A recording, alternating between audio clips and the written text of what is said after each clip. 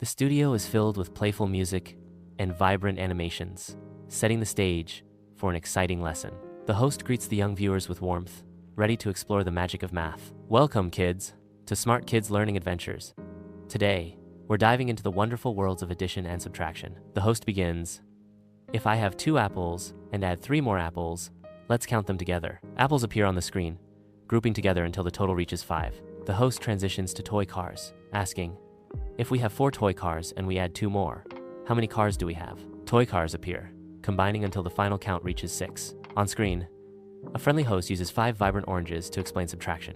"If I have 5 oranges and I take away 2, how many do I have left?" the host asks, as 2 oranges vanish, leaving 3. The screen transitions to 6 colorful balloons. "If I have 6 balloons and 3 fly away, how many are left?" Playful music fills the animation studio, setting a joyful tone as the visuals burst with marbles, stars, and candies. With a wide, inviting smile, the host declares, "Fun game time." The host concludes the lesson, surrounded by dancing numbers and cheerful animations. Thanks, children, for learning.